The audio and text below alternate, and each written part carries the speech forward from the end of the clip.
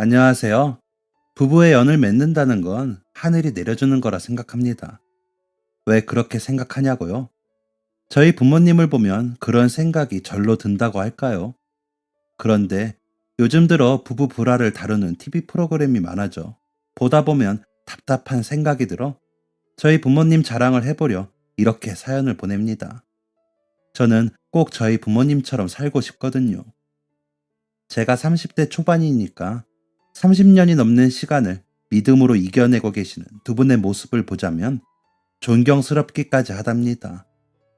그렇다고 특별히 유난을 떠시거나 닭살스럽게 굴지는 않으시지만 평범하면서도 평범하지 않은 것 같다는 생각을 하거든요. 그렇게 지내기가 더 어려운 것 같아 더 보기 좋아 보이기도 하고요. 원래 보통의 삶을 사는 게 제일 어려운 일이라면서요. 그런 면에서 저희 부모님은 그 어려운 걸 해내고 계신 것 같습니다. 그런 저희 부모님의 이야기를 해보겠습니다. 잘 들어주시면 감사하겠습니다. 저희 부모님은 36년 전에 길을 걸어가다 만나셨다고 해요. 엄마가 친구들과 시내에 놀러 가셨다가 길을 걷고 있는데 첫눈에 반한 저희 아빠가 쫓아가 말을 건네면서 인연이 시작되었다고 하시더라고요. 워낙 말이 없고 무뚝뚝한 성격의 아빠이기에 그런 행동을 했다는 게 믿기진 않지만 제가 여쭈어 봤을 때 웃고 넘어가신 걸 보면 진짜인 것 같습니다. 엄마는 처음에 너무 덩치 큰 남자가 와서 말을 거니 무서웠는데 저기요 하고는 쭈뼛쭈뼛하며 있는 모습을 보다 보니 그 잠깐 사이에 귀여우셨답니다. 뜸을 들이던 아빠는 대뜸 다음 주에 시간 있으세요? 라고 묻더니 네? 라고 대답하는 엄마에게 다음 주 수요일 저녁 5시에 여기서 만나요. 하더니 돌아서 가버리셨답니다. 엄마와 엄마 친구들은 어이가 없어 멍하니 돌아서는 아빠를 보다가 깔깔 웃고는 가던 길 가셨는데 정신 차려보니 그 다음 주 아빠가 말한 약속 시간에 그 자리에 가 있더랍니다. 아빠는 약속한 시간보다 10분 늦게 나타나셨는데 엄마가 웃었더니 가자고 표시를 하면서 앞장서서 휙 걸어가더니 근처 고깃집에 가서 말도 없이 고기와 밥을 혼자서 우걱우걱 먹더랍니다. 그런 아빠를 보며 엄마는 어이도 없고 이 남자가 어디까지 하나 보자 싶어 묵묵히 있었는데 밥을 다 먹은 아빠가 저기 제가 매주 수요일만 시간이 나는데 이렇게 매주 뵐 수 있을까요? 하더랍니다. 엄마는 너무 어이가 없어 매주 수요일에 만나서 이렇게 말도 없이 밥만 먹자고요? 라고 물었더니 다음에 만나면 더 친해져서 다른 말도 하겠죠? 라고 하면서 웃는 아빠의 얼굴이 또 귀엽더랍니다. 덩치 큰 남자가 너무 조신하게 말하는 게 귀엽더래요. 요즘 말로 귀여우면 벗어날 수 없다는 말이 정말인 건지. 엄마는 그 다음 주 수요일에도 또 아빠를 만나러 가셨답니다. 그렇게 한 10번쯤 수요일에 만남을 가졌을 때 아빠가 저는 부모님은 안 계신데 누나가 있어요. 그래서 시집살이는 없을 거예요. 누나도 멀리 지방에서 살거든요. 매형도 좋은 사람이에요. 조카들도 아직 어려서 귀엽고요. 선진 씨 집에 먼저 인사 갔다가 누나네도 인사 가요. 하더랍니다. 엄마는 갑자기 이게 무슨 소리인가 싶어. 인사요? 무슨 인사요? 했더니 아니 이만큼 만났으면 결혼해야죠. 무슨 인사겠어요? 라며 오히려 눈을 동그랗게 뜨고 엄마를 이상하다는 듯이 보는 아빠의 반응에 놀라 깔깔 웃으셨답니다. 갑자기 결혼 이야기가 나오니 정신이 없기도 하셨고요. 그런데 뭐에 홀린 것처럼 그로부터 3주가 지났을 때쯤 외가에 가서 아빠를 인사시키고 그 다음 주에 대구에 사는 고모네 가서 인사를 하고 3개월 후쯤 결혼식을 올리셨답니다. 노란 개나리가 흐드러지게 핀 계절이었는데 제주도로 신혼여행을 가는 길이 엄마는 그렇게 신이 났었다고 하더라고요. 그때가 되니 이 사람이 이제 나와 함께 평생 살 사람이구나 싶더래요. 그게 확하니 느껴지는 순간 차분해지더니 기분이 좋더래요. 아빠와 손도 한번 못 잡아보고 결혼을 했는데도 그렇게 믿음직하고 든든하더래요. 결혼식 날 처음으로 뽀뽀도 해봤는데 그렇게 설레더래요.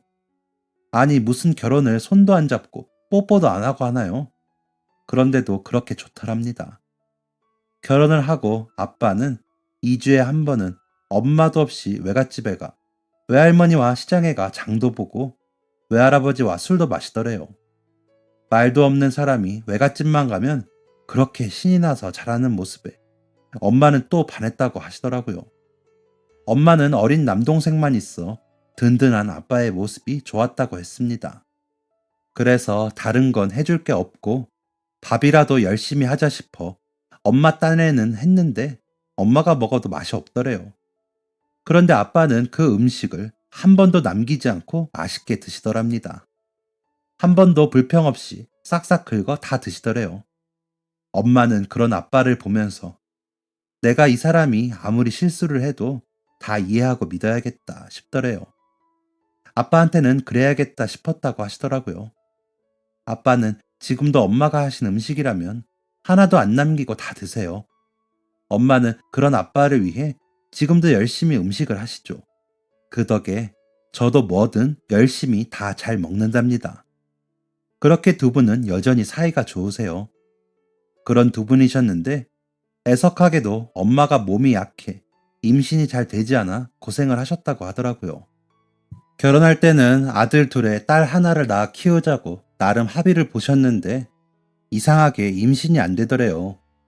엄마는 시간이 지날수록 애가 타서 예민해지고 작은 일에도 짜증을 내기도 했는데 아빠는 아무 말도 없이 엄마한테 몸에 좋다는 건 다 사와서 먹이더래요. 그것도 기분이 상해. 왜? 이거라도 먹고 임신하라고 그러는 거예요? 내가 애도 임신 못하니까 무슨 짐승이라도 되는 줄 알아요? 라고 엄마는 화를 내셨는데 아빠는 몸이 약해서 아플까봐 그러죠. 아기는 찾아와주면 좋지만 안 찾아오면 그냥 우리끼리 살아요. 우리 팔자지 뭐. 그러니까 맛있는 거 몸에 좋은 거 먹고 기운 내요. 애가 아니라 당신을 위해서 라며 숟가락을 손에 쥐어주더래요. 그런 아빠의 모습에 엄마는 또 감동하고 이 사람이 내 사람이다 싶더래요. 실제로 아빠는 엄마에게 한 번도 임신을 서두르거나 조른 적이 없는데 엄마가 괜히 마음이 급하셨다고 해요. 엄마보다 늦게 결혼한 친구들도 임신해서 나타나고 유모차 끌고 하는 모습이 그렇게 부러웠다고 하더라고요. 그런데 임신은 안 되고 시간만 흐르니 괜히 뾰족하니 못돼져서 아빠에게 쏟아부은 것이죠. 그런 엄마를 묵묵히 지켜보며 평소와 다름없던 아빠는 억울할 만도 한데 자신이 억울한 것을 내세우기보다 엄마를 걱정하는 아빠의 마음이 감사했다고 하시더라고요. 그러다 결혼한 지 4년 만에 제가 생겼고 임신 중에도 엄마는 고생을 엄청 하셨다고 하더라고요. 입덧을 임신 7개월 넘게 하셨고 몸이 너무 부어서 걷기도 힘들어 어디 가기도 어려웠다고 하더라고요. 병원에서도 조심해야 한다고 하고요. 자칫 산모와 아이가 다 위험할 수도 있다면서요. 아기를 낳을 때가 되어 저를 낳으실 때도 30시간 넘게 진통을 하시면서 거의 죽을 뻔하신 엄마를 보고 저만 낳고 낳지 말자며 아빠가 가서 수술을 하고 오셨다고 하더라고요. 오히려 엄마가 서운할 정도로요.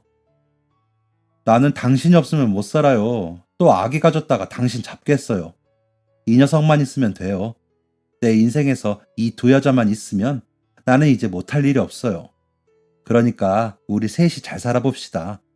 라며 그 큰 덩치가 저를 안고 벌벌 떨며 말을 하는데 엄마는 저 사람은 진짜 날 위해 뭐라도 하겠다. 내가 진짜 결혼 하나는 잘했구나 싶어 눈물이 났다고 하시더라고요. 아빠는 그 약속을 지키려는 듯이 저와 엄마를 엄청 아끼셨어요.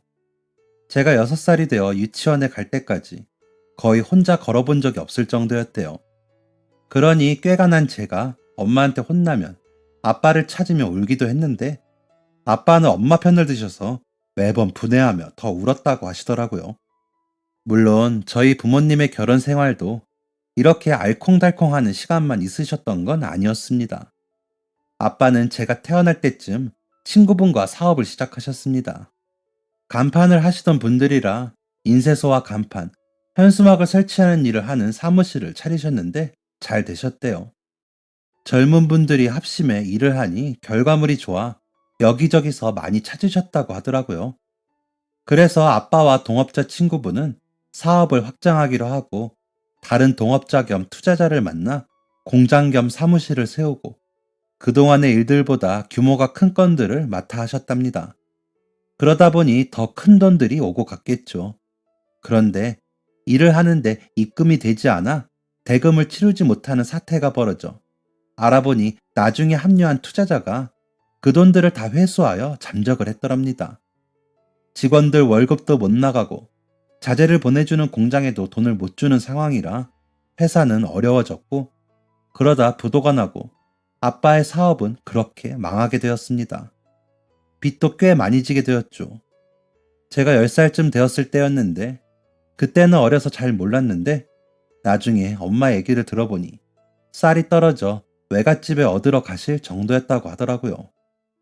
그렇게 몇 달을 아빠가 취직을 다시 하시고 월급을 받기 전까지 굉장히 고생을 하셨다고 하더라고요. 그런데 제 기억엔 엄마가 우울하거나 힘들어했던 기억이 없었거든요. 엄마는 근데 왜 아빠랑 그런 걸로 안 싸웠어? 라고 물었더니 엄마는 아빠가 일부러 망하고 싶어서 망한 것도 아니고 그래도 그 와중에 빚쟁이들 집에까지 못 오게 하려고 무릎 꿇고 빌었다더라. 아빠 친구가 그 말을 전하면서 창석이가 모르게 해주세요 하는데 엄마가 얼마나 울었는지 아니? 말도 없는 사람이 가족 지키겠다고 자기가 진 빚도 아닌데 무릎 꿇고 비는 모습이 떠올라 얼마나 안쓰럽던지 뭐라고 할 게 뭐니? 라며 웃으시더라고요. 그래서였을까요? 저는 자라는 동안 엄마와 아빠는 한 번도 큰 소리를 내며 싸우거나 얼굴을 붉히시는 걸 보지 못했습니다. 그렇다고 막 닭살돋게 하시지도 않으셨지만 항상 두 분은 서로를 애정어린 눈으로 바라보고 계셨습니다. 대화를 많이 나눈 것처럼 보이지도 않았는데 서로에 대해 다 알고 계셨어요. 아빠는 집에 계실 때면 엄마가 말로 부탁하지 않으셔도 칼도 갈아주시고 수도 새는 곳도 막아주시고 욕실 청소도 일주일에 2번 이상 해주시고 거실 바닥도 수시로 닦아주셨습니다. 엄마가 이것 좀 해줘요 라는 말을 하기도 전에 마치 계속 지켜보고 있었던 것처럼 척척척 해주셨습니다. 엄마가 먼저 쉬지 않으면 한 번도 아빠가 먼저 편하게 쉬시는 걸 못 본 것 같아요. 지금도 감자도 깎고 무도 자르는 일까지 아빠가 도맡아 하시면서 엄마가 힘든 일을 하는 꼴을 못 보시죠. 엄마는 처음에 아빠가 그렇게 해주시는 걸 보고 저러다 말겠지 싶어 지켜보셨다고 하는데 30년이 넘게 하시는 거면 진심이라는 생각이 드네요. 물론 엄마도 고생이 많으셨죠. 아빠가 사업으로 진 빚을 갚기 위해 취직을 하셔서 계속 일을 하셨거든요. 아빠 사업이 잘 될 때는 그만두셨다가 아빠가 어려워지시자 바로 엄마가 다시 일자리를 알아봐 나가셨는데 아빠가 그걸로도 굉장히 미안해 하셨습니다. 외할아버지와 외할머니께 엄마 호강시키겠다고 이야기하셨다는데 고생시킨다고 한동안 외갓집에도 못 가실 정도였으니까요. 그런 아빠를 먼저 찾으신 건 외할아버지셨는데 남자가 사업하다가 그런 일 겪는 게 다반사지 뭘 그리 기가 죽어 있어 이 사람아. 이런 고생도 안 하고 어떻게 살겠나? 마음 졸이지 말고 기운 내 라며 달래주시고 술도 한 잔 드시고 가셨답니다. 저는 그때도 그냥 집이 뭔가 달라지고 있다고만 생각했습니다. 가난해졌다는 느낌은 몰랐거든요. 아마도 엄마가 항상 웃으셔서 그랬던 것 같아요. 엄마는 그때 그냥 다른 생각 없이 힘든 내 남편 내가 챙겨야지 라는 생각뿐이었다고 해요. 하지만 엄마가 버는 월급으론 기존에 살던 집에서 살기도 힘들어져서 이사를 가야 하나 고민할 때도 엄마는 한 번도 아빠에게 힘든 기색을 안 하셨다고 하더라고요. 혹시나 아빠가 그런 상황에 기가 죽어 마음 고생하는 꼴을 보고 싶지 않으셨대요. 결혼하고 14년을 혼자 처자식 먹여 살리느라 고생한 아빠를 그 기회에 좀 쉬게 하고 내가 좀 애쓰면 되지 라고 생각했다고 하시더라고요. 저희 엄마 멋지시죠? 아빠가 워낙 엄마에게 잘하고 외할아버지, 외할머니, 삼촌까지 잘 챙기니 엄마는 그러고 싶으셨대요. 고모도 말씀이 많지 않으신 분이고 너는 너대로 잘 살아라 하시는 편이라 시집살이도 없어. 오히려 엄마가 연락 자주 드리고 놀러 간다고 하면 왜 무슨 일 있어? 내가 뭐 도와줄까? 라고 하시는 분이셔서 엄마가 아빠한테 더 뭔가 하시고 싶었다고 하더라고요. 아빠는 그런 엄마의 기다림에 응답이라도 하듯이 회사 문을 닫은 지 4개월 만에 다른 회사에 입사를 해 월급을 받아오셨다고 해요. 그럼에도 아빠가 그 전에 벌던 만큼은 힘들었겠죠. 그래서 엄마는 계속 일을 다니셨고 저는 학교가 끝나고 집에 돌아와 엄마랑 아빠가 챙겨놓으신 간식 먹고 학원 갔다가 와서 숙제하고 있으면 엄마가 오셔서 저녁 차려주시면 먹고 자는 날들을 보냈습니다. 빈집에서 제가 혼자 있는 것을 아빠는 속상해 하셨는데 일부러 제가 해야 할 숙제들을 더 만들어주시기도 했습니다. 그때는 숙제가 많아져 싫었는데 지금은 아빠가 왜 그러셨는지 알 것 같아 웃음이 나기도 합니다. 그 숙제를 다 하면 아빠는 상을 주셨는데 책 한 권이 끝나면 제 소원 한 가지씩을 들어주셨거든요. 저는 그때를 기다려 갖고 싶은 장난감이나 인형을 이야기하기도 하고 용돈 1,000원씩 더 받기도 하면서 즐거워했던 것 같습니다. 제가 중학교에 들어갈 때까지 그 상은 계속 받았는데 마지막 상은 제가 가지고 싶었던 핸드폰이어서 엄청 좋아했던 기억이 있습니다. 엄마는 애한테 너무 비싼 거 아니에요? 라며 걱정을 하셨는데 아빠는 그 핸드폰 고등학교 졸업할 때까지 쓰는 거야 라며 제게 약속을 받아내셨습니다. 엄마도 그 모습에 웃으실 수밖에요.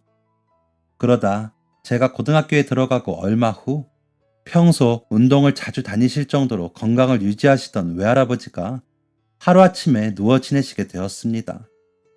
병원도 양방, 한방 가릴 것 없이 여러 곳 다녀봤지만 원인도 못 찾고 외할아버지의 상태만 더 나빠졌습니다. 그때도 아빠가 나서셔서 다 모시고 다니시고 약재 시장에 가 약물을 끓이셔서 외할아버지를 직접 돌보셨습니다. 퇴근을 아예 외갓집으로 하셨거든요. 엄마가 옷가지를 실어 나르셨고요. 그렇게 5개월 정도 누워 앓으시던 외할아버지는 주무시듯 돌아가셨습니다. 토요일 아침이라 아빠가 일찍 퇴근하고 목욕하자며 약속을 하셨는데 아빠가 돌아오기도 전에 세상을 떠나고 마셨던 거죠. 엄마와 외할머니, 외삼촌은 진짜 세상을 잃은 것처럼 우셨습니다.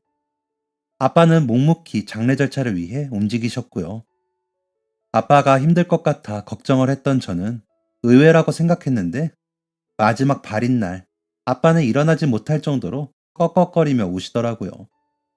외할아버지 운구를 모시는 차는 아빠의 눈물이 멈추길 기다렸다가 출발을 했는데 아빠는 차에 오르시면서 눈물을 멈추지 못하시고 몸도 제대로 가누지 못하셨습니다. 그런 아빠의 손을 꼭 잡고 같이 우시던 엄마는 고마워요 라며 아빠를 달래시더라고요. 아빠는 그런 엄마의 어깨를 감싸 안으시며 우시기만 하셨죠. 장례가 다 끝나고 아빠와 엄마는 한동안 외갓집에서 외할머니와 외삼촌 곁에 계셨습니다.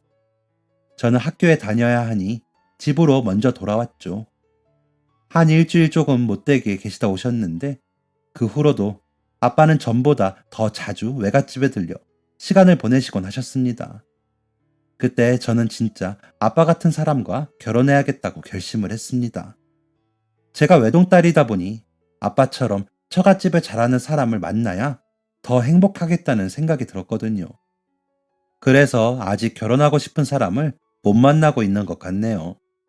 외할아버지가 돌아가시고 엄마도 좀 우울해하시고 외할머니 걱정이 더 늦었는데 아빠가 더 성실히 외가에 들려 살피시니 금세 전처럼 돌아오시더라고요. 두 분 사이도 전보다 더 좋아지시고요. 가끔 친구들이 부모님의 다툼으로 힘들어하면서 고민을 털어놓을 때면 저는 이해를 못할 정도로 부모님은 사이가 좋으셨습니다.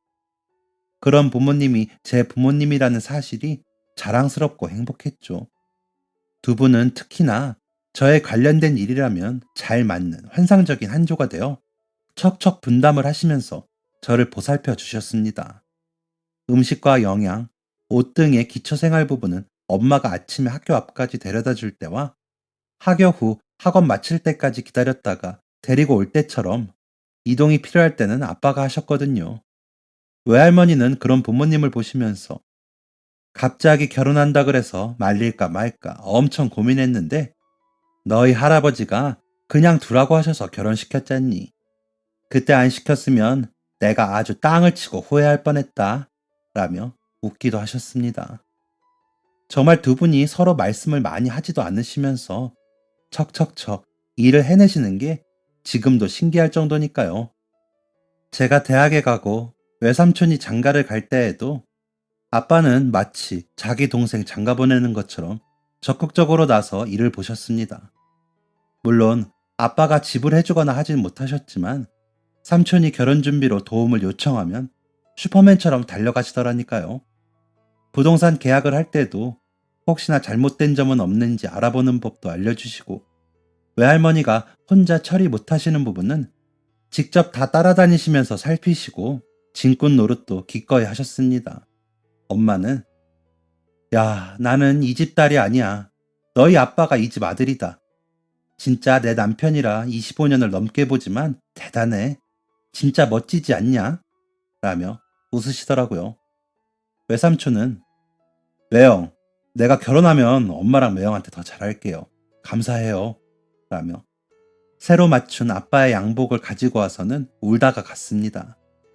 그런 외삼촌이 돌아가자 아빠는 양복을 만지작거리시며 자식 잘 골랐네 라며 씩 웃고 마시더라고요.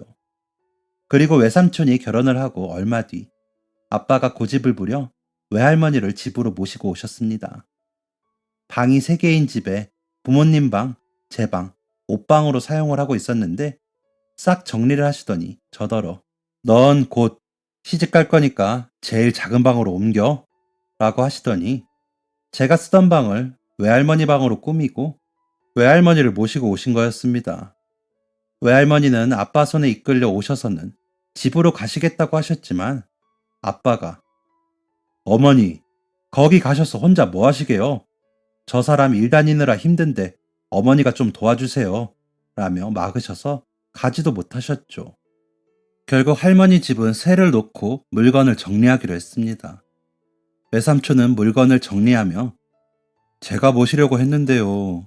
라며 눈치를 보긴 했지만 아빠는 외할머니를 모셔오시고 나서부터 더 많이 웃으시는 것으로 보아 외할아버지가 돌아가시고 나서 간만에 기분이 좋아 보이셨습니다. 아빠는 매일 퇴근길에 할머니 좋아하는 간식을 사오셔서는 다음날 할머니가 드실 수 있게 하셨습니다. 그렇게 저희 집은 저만 잘하면 되는 집이었습니다. 아빠와 엄마는 서로 존중하셨고 아끼셨고 외할머니는 조금이라도 보탬이 되고 싶어 노력하셨기에 집은 더 살기 좋아졌습니다. 제 방만 좀 작아진 것 빼고는 다 좋았습니다.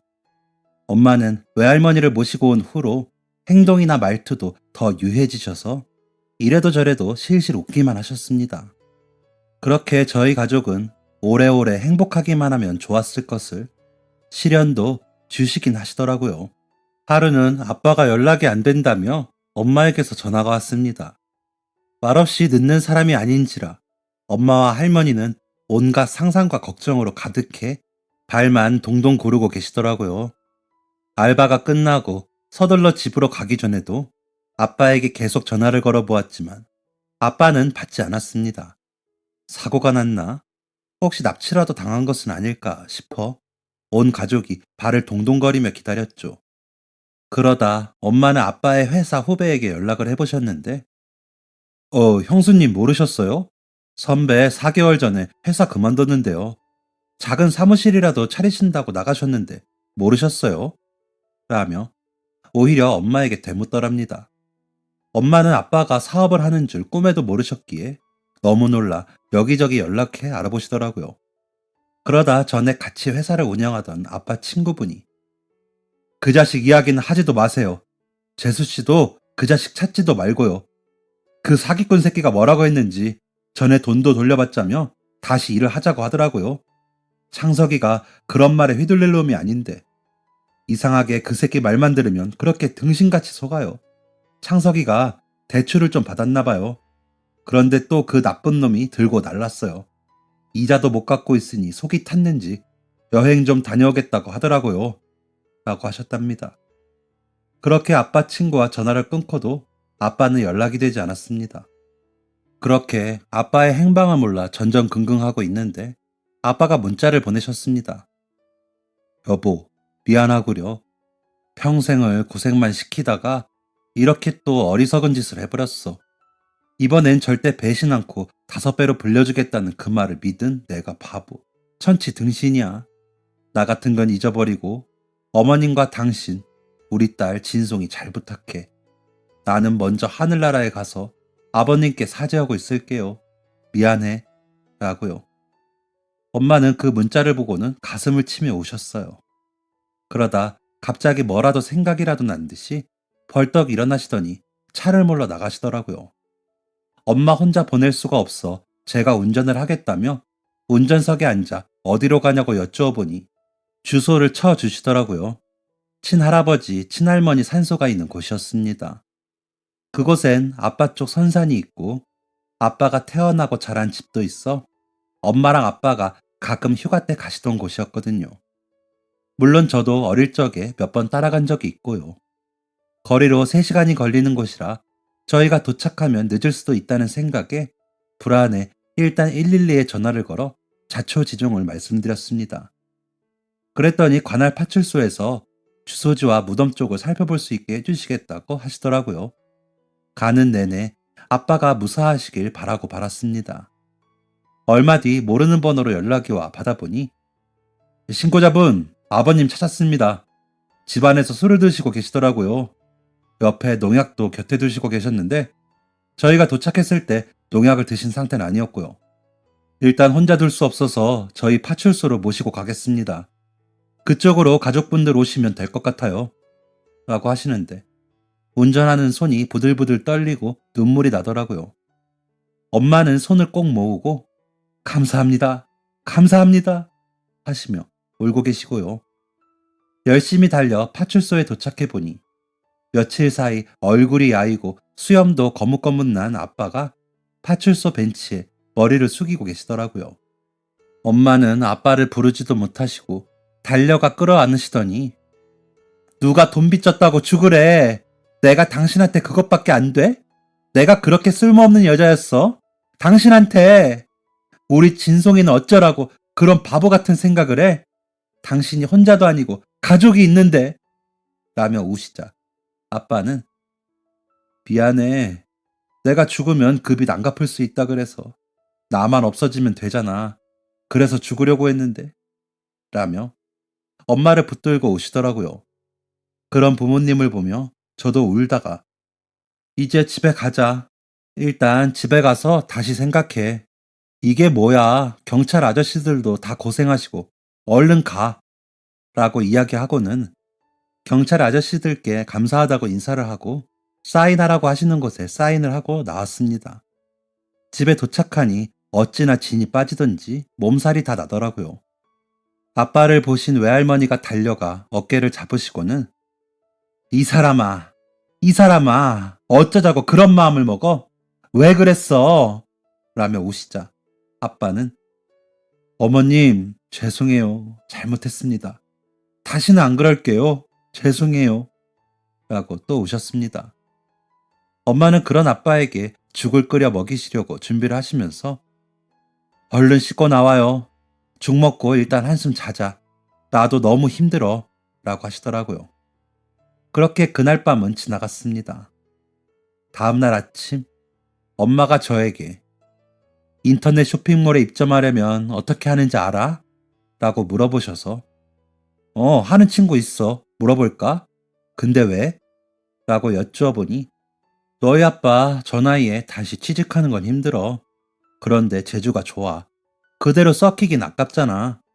앞으로는 점점 더 온라인 시대가 되니까 아빠 일하는 것도 인터넷 쇼핑몰에 올려보면 어떨까 싶어서 내가 회사 그만두고 퇴직금 받은 걸로 일단 급한 부분만 해결을 하고 아빠한테 투자하려고. 그리고 나도 아빠랑 같이 일할 거야. 라고 대답하시는 엄마를 보며 정말 대단하다는 생각을 했습니다. 드라마 같은 데서 보면 아빠들이 사업 망하면 내가 못 살아.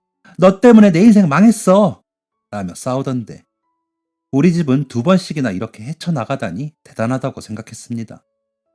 친구에게 전화해 물어보고 저도 여기저기 기웃대며 정보를 수집했습니다. 그리고 그런 기술자들을 모아 소비자와 직접 연계해주는 여러 사이트와 어플을 알아내게 되었죠. 저는 회사에 다니면서 부모님께 주문 내역만 전달을 하며 온라인 부분을 맡았습니다. 아빠의 기본 이력을 등록을 하고 아빠가 작업을 할 수 있는 장소를 찾아 작업실을 만들었습니다. 한쪽에 책상과 전화를 놓고 컴퓨터를 놓고 주문을 기다렸죠. 하지만 생각처럼 처음부터 일이 들어오진 않았습니다. 그렇게 한 2달은 그저 공으로 시간이 갔던 것 같습니다. 아빠는 좌절하시는 것 같았지만 쓸쓸한 표정만 지으시고 별 말이 없으셨습니다. 그러다 작은 현수막 10부가 들어왔고 아빠는 정성을 다해 디자인을 하시고 작업을 하시더라고요. 옆에서 엄마가 조수 노릇을 하며 도우셨고요.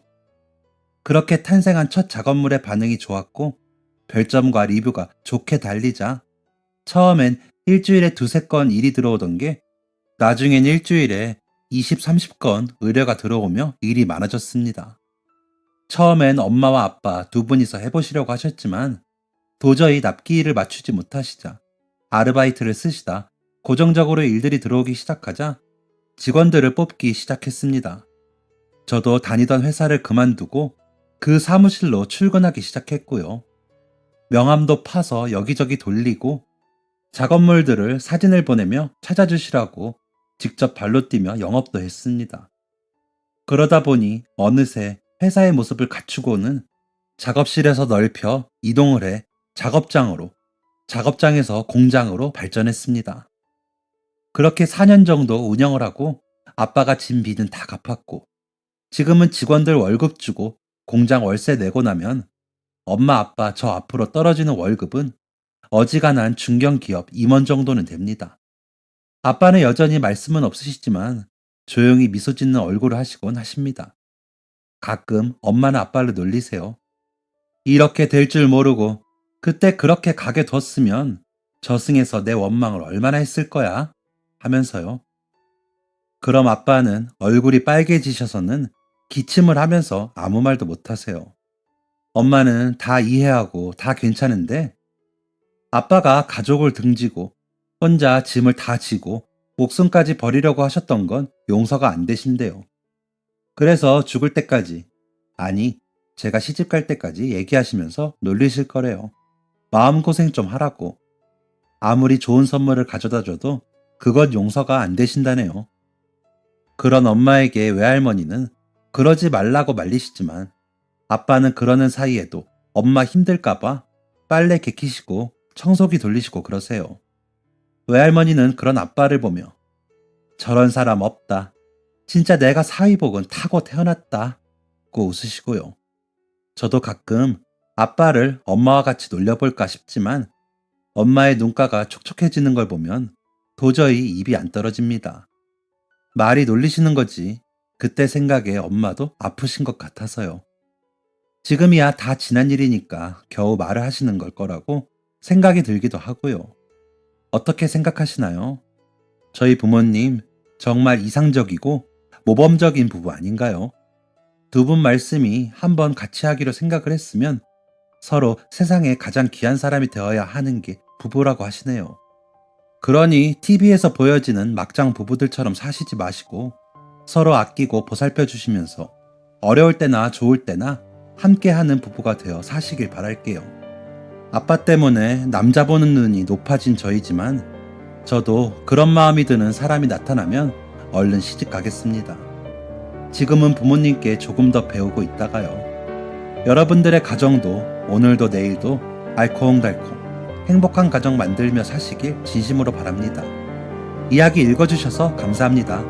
모두들 사랑하며 행복하세요. 지금까지 사연 들어주셔서 감사합니다. 사연이 재밌으셨다면 구독과 좋아요를 눌러주세요. 감사합니다. 안녕히 계세요.